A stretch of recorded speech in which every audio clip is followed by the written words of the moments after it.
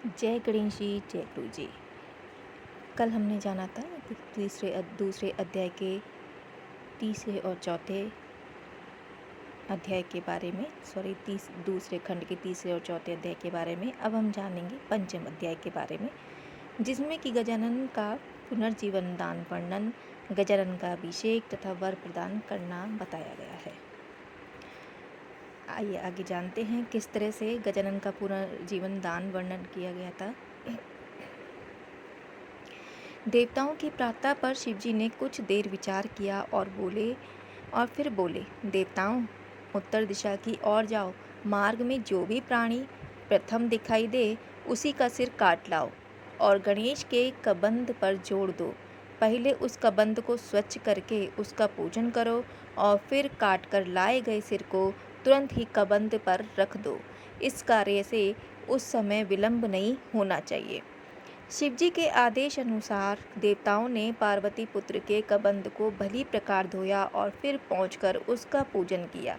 तदुपरांत उत्तर दिशा की ओर चल दिए। मार्ग में सर्वप्रथम एक दंत का हाथी मिला। उन्होंने उसका सिर काटा और गणेश के कबंध पर रख दिया। फिर उन्होंने शिवजी से निवेदन किया, त्रिपुरारी, हमने शिवापुत्र के कबंध पर हाथी का मस्तक रख दिया है।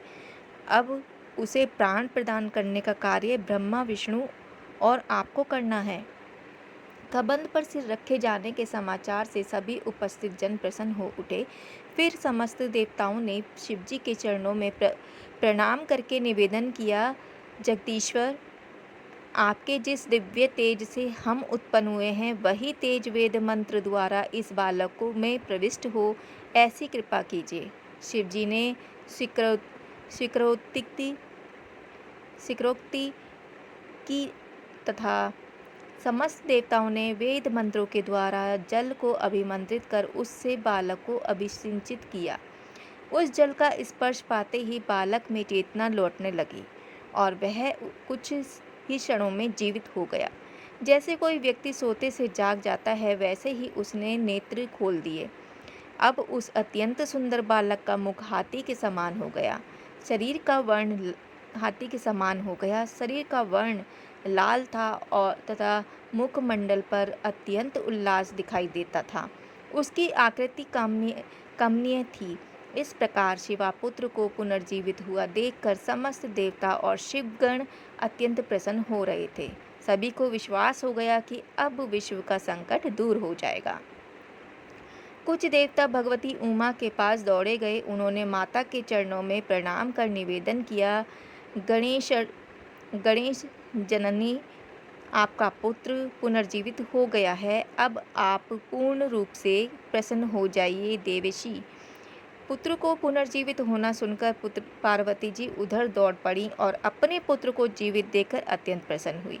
उन्होंने पुत्र को दोनों हाथों से पकड़कर अपनी गोद में लिया और हृदय से चिपका लिया। उधर भगवान शिव भी अत्यंत प्रसन्न हो रहे थे। हर्षातिरेक के कारण उनके नेत्र मूंदे जा रहे थे। गजानन रूप से उमातनीय के पुनर्जीवित होने के उपलक्ष्य में बड़ा भारी आनंदोत्सव मनाया गया। सभी देवताओं और गणों के नायकों ने उनका अभिषेक किया। तब समस्त सिद्धियों ने उनका विधिवत पूजन किया और कल्याणमयी पार्वती जी ने अपने दुखनाशक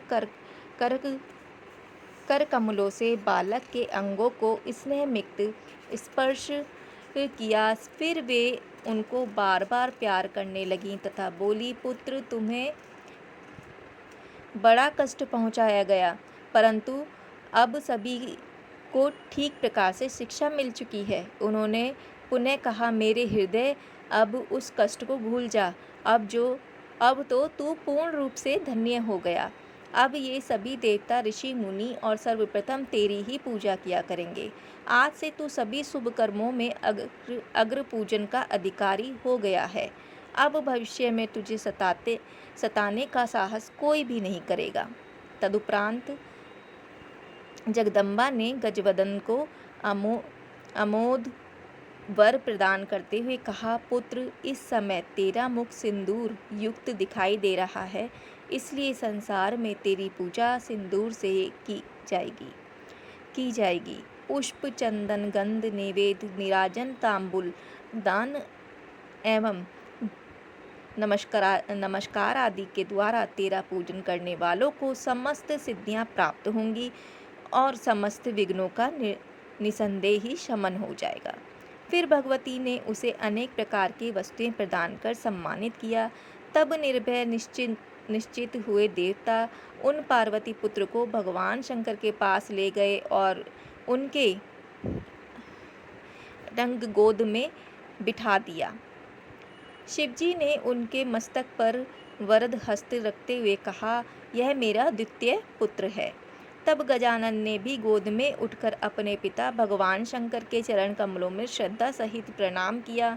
फिर अपनी माता को प्रणाम कर ब्रह्मा, विष्णु आदि देवताओं और नारद आदि ऋषियों का अभिवादन किया और बोले, यद्यपि अभिमान करना तो स्वाभाविक है, फिर भी मुझ में अहंकारवश जो अपराध हुआ हो उसे आप सब क्षमा कर दें।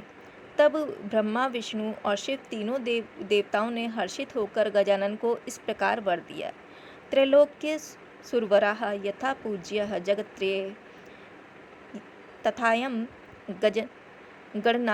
गणनाथश्च सकलेह प्रतिपूज्यताम्।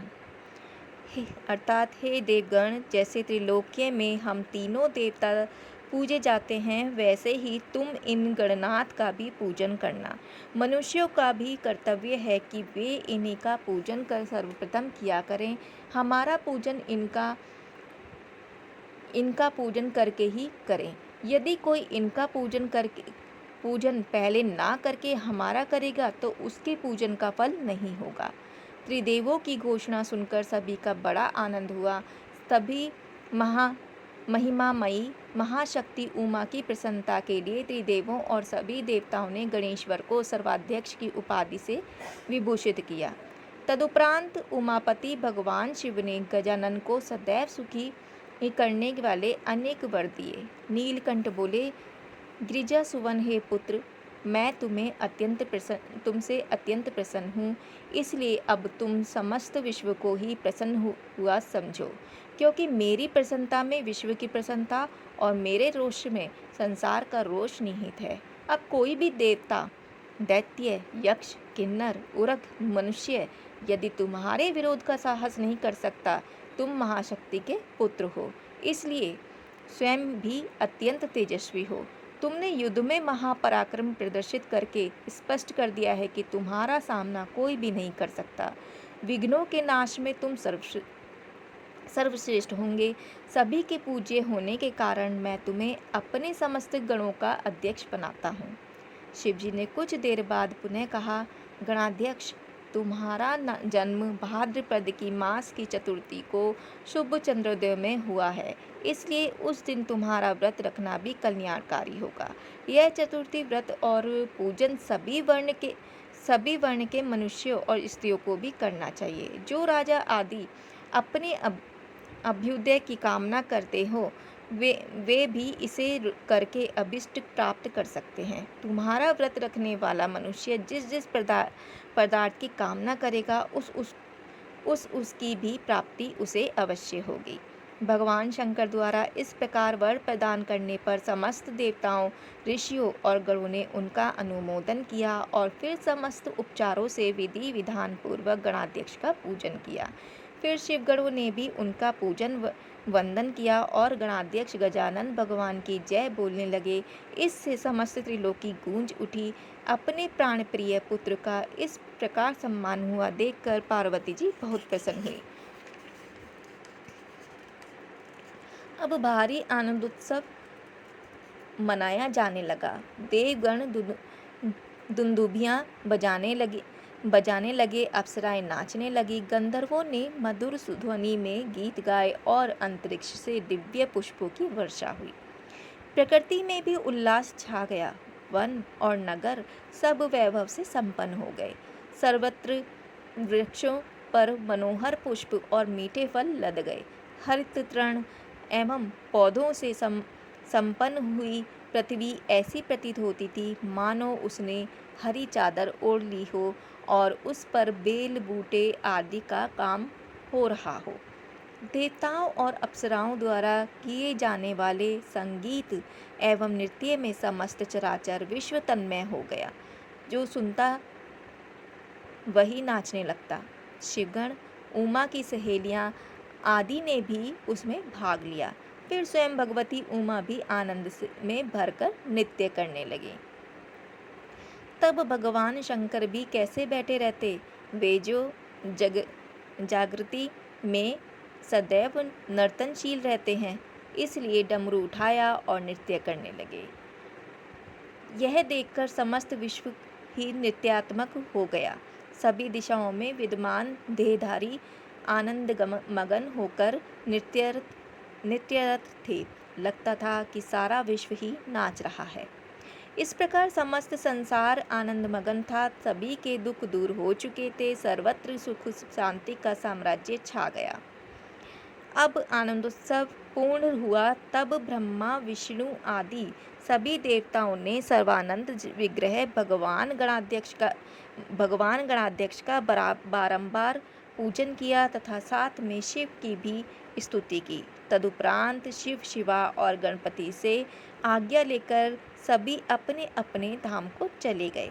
श्री गणेश जी का यह उपाख्यान सब प्रकार से अभिष्ट पूर्ण कराने में समर्थ है।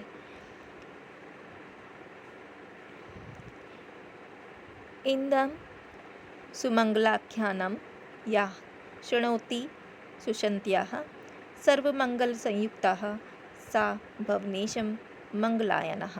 अर्थात इस परम मंगलमय आख्यान को जो उपासक सुष्यंत मन से सुनता है वह समस्त मंगलों से संपन्न होता हुआ स्वयं भी मंगलों का घर ही हो जाता है। जय गणपति जी। ये था आदित्य खंड के पंचम अध्याय का वर्णन, जिसमें कि जाना हमने कि गणपति जी के जीवन कैसे पुनर्जीवन कैसे दिया गया। अभी तक का ये पंचम अध्याय यहीं तक। कल फिर से हाजिर होंगे तृतीय खंड के प्रथम अध्याय के साथ। तो जय गणपति बप्पा, जय लंबोदराय, जय गुरु जी।